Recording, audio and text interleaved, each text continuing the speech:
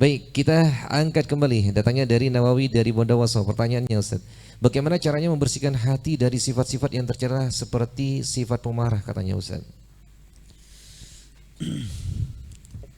Kita perlu membayangkan mungkin ya salah satu triknya marahnya Allah.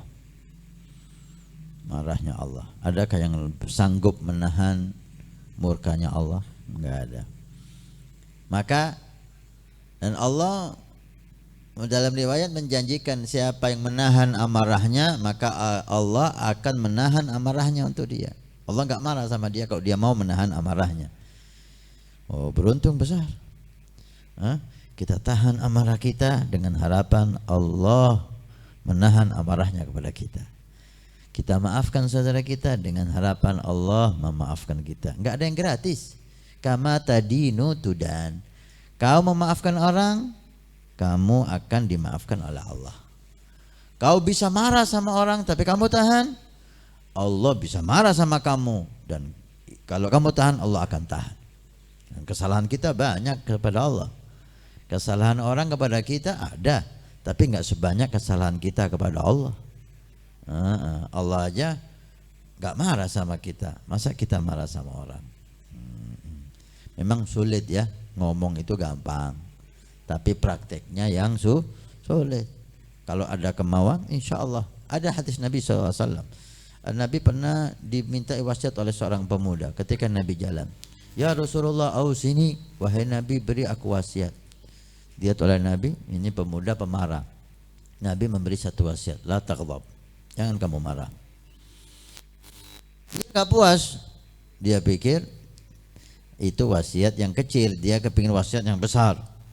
Datang lagi ke sebelah kanan, ya Rasulullah, ausini, beri aku wasiat. Nabi bersabda, la taghdab, jangan kamu marah. Gak puas, dia pikir gak marah itu amalan kecil. Dia datang yang ke depan lagi, ya Rasulullah, ausini, wasiatkan, beri aku wasiat. Wahai haqutulak, la taghdab, la taghdab, la taghdab. Tidakkah aku sudah ngomong sama kamu, wasiat untukmu, jangan marah, jangan marah, jangan marah. Tapi bukan berarti kita ini enggak boleh marah sama sekali, ya. Yang enggak marah sama sekali itu dikatakan himar. Mukmin, kita lihat Nabi SAW. Apakah Nabi tidak pernah marah? Nabi marah. Bahkan sama istrinya beliau marah. Ketika apa? Ketika dilanggar syariat Allah, ketika disakiti hati orang, marah Nabi SAW. Ketika ada sahabat membuka aib saudaranya, marah Nabi SAW. Bukan berarti sifat marah itu selalu jelek, lah. Ada saatnya kita menahan marah, ada saatnya kita perlu marah. Nahan marah ibadah, marah pada saatnya ibadah. Sayyidatuna Aisyah pernah ketika Nabi didatangi Sofiyah, salah satu istri Nabi SAW. Sofiyah ini cantik tapi agak pendek. Aisyah mungkin ada kecemburuan, kemudian beliau mengatakan kepada Rasulullah, ya Rasulullah, Sofiyah jamila, Sofiyah itu cantik tapi sayang pendek. Marah Nabi SAW. Ya Aisyah, innaki qad qulti kalimah. Wahai Aisyah, kamu telah berkata satu kalimat. Kalau kalimat yang kau ucapkan tadi ditaruh di air laut, maka rusak air laut yang sebegitu banyak. Marah Nabi SAW pada tempatnya, untuk mendidik, untuk menjaga kehormatan orang, untuk menjaga batas-batas agama Allah Subhanahu wa taala. Naam. Kemudian ada cara-cara Nabi SAW memberikan kepada kita cara ketika kita emosi, tidak bisa tertahan emosi. Taib. Apa yang perlu kita lakukan?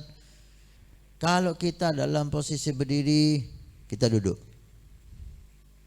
Jangan diteruskan berdiri, duduk. Kalau kita posisi duduk, kita tidur. Perpindahan itu mengurangi volume kemarahan. Dan ada riwayat lagi, kalau kamu marah, falyatawadda. Idza ghadaba ahadukum falyatawadda. Jika kamu marah, marah nih, tidak bisa ditahan. Cepat wudu. Fa innal ghadaba minasyaitan. Karena marah itu dari syaitan, dan syaitan tercipta dari api. Wala yudfi'ul nar illal ma'. Yang memadamkan api itu air. Maka ketika marah hendaknya Anda berwudu. Dan ada mengatakan la taghdab, jangan kau marah, kata Sayyidi Habib Salim Asy-Syatiri, juga berarti jangan kamu membuat orang marah. Jangan kamu membuat orang marah. La taghdab itu bukan hanya kamu jangan marah, kamu jangan juga membuat orang marah.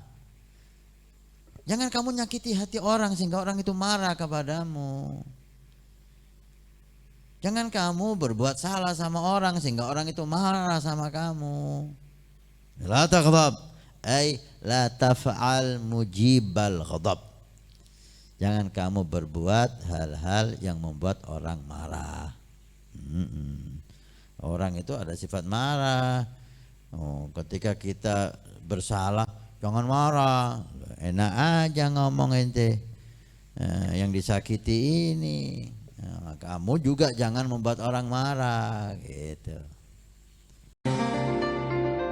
Nabi bersabda, "Man bana masjidan banallahu baitan fil jannah." Siapa yang ikut membangun masjid, maka Allah akan membangunkan rumah di surga. Pondok Pesantren Nurul Iman akan membangun masjid 2 lantai plus aula. Maka kami mengajak untuk kita dan Anda mendapatkan rumah di surga. Kami membutuhkan 2.000 orang, per orang 100.000 per bulan selama 1 tahun. Silahkan Anda daftarkan diri Anda atau almarhum dari orang tua keluarga Anda yang sudah meninggal, atau Anda niatkan untuk putra Anda supaya menjadi putra yang saleh salehah.